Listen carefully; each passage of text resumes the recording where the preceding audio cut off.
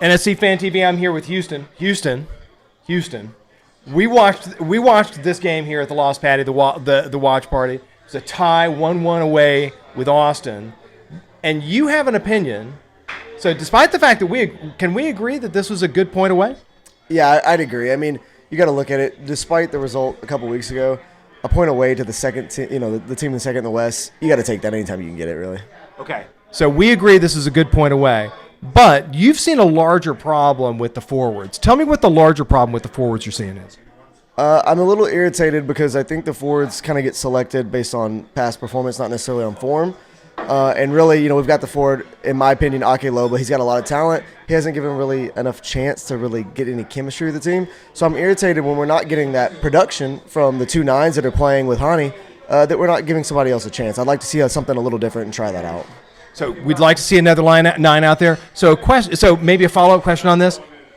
What about Ethan Zubak? Would you like to see him? So we've got a Loba, we got a Zubak, and notice, by the way, that Bunbury came in and was effectively got dropped in there as, was he a wing? Was he a forward? It was a kind of part of that shield defense. What are your thoughts about those two who are not Loba? Yeah, so Bunbury, I like him for his experience in a game where we're up, right? In this kind of situation we're chasing, I want somebody with a little bit more energy, a little bit more drive. Quite frankly, he's got a lot of experience. He's an older player. He doesn't have a lot of pace to offer. He's not going to press. He's not going to do that type of thing. Zubak, I think he's an okay player, but I think he's going to be more of a minutes filler. When you're playing this caliber of team, I want to see somebody come in that has that game-changer mentality. Somebody like Loba has that pace, that really drive to score, something a little bit different. That's what I want to see more. So in terms of looking for someone to change the game, we've got a question then about some of the substitution patterns. And so one of the things that you'd said before we started filming was also that your concern was about Gary's timing on some of this. So what exactly are we talking about when we're talking about a substitution pattern problem? Yeah. Oftentimes, I'm irritated really at the time it takes Gary to make a substitution. If something isn't working, I'm more on the proactive side. I want to go ahead and make a change, see if we can work this out in a quicker way. I don't think we ever really have substitutions before the 60th, and that's kind of if we're lucky a lot of times.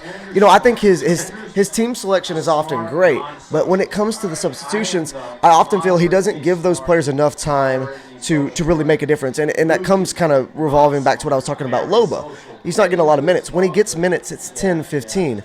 How much effect can you really expect him when he's getting 10 minutes every couple games, right? That's a tough ask for any player, not to mention somebody who's new to MLS this year and things of that nature. So I think that kind of slow timing often makes it difficult for the players that are coming in to make a difference.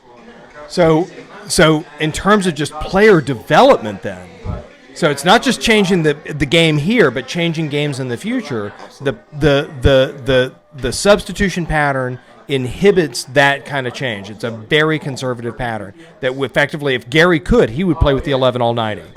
Absolutely, and I think that's a great point to bring up, because when you have that chemistry of players that you're bringing not only into the team but into the league in whole, and I keep harping on Lobo, but it comes back to somebody like Zubak who's come to the club from within the league. It's the same deal. If they only have these very rare opportunities, how are they going to build up that chemistry? So I want to see a little bit more of, almost a little bit more squad rotation, but for the reason of building chemistry, because, you need that to work together. We see those guys that have been here for a long time, that have been that core since Gary got here. They play so well together.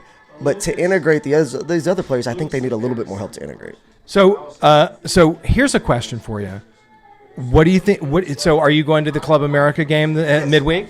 Sure. What are you expecting to see for that game? That's an interesting one.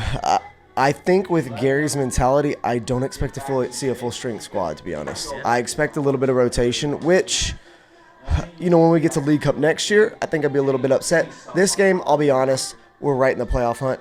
I'm actually probably won't be upset if we have a little. I want to see the B team out there. Myself. I'm generally not of that opinion. I like full strength and everything, but quite frankly, this is a friendly, right? It's a spectacle. It's not. It doesn't matter at the end of the day. So that's what I expect from Gary, anyways, and I agree. I would be happy with that as well.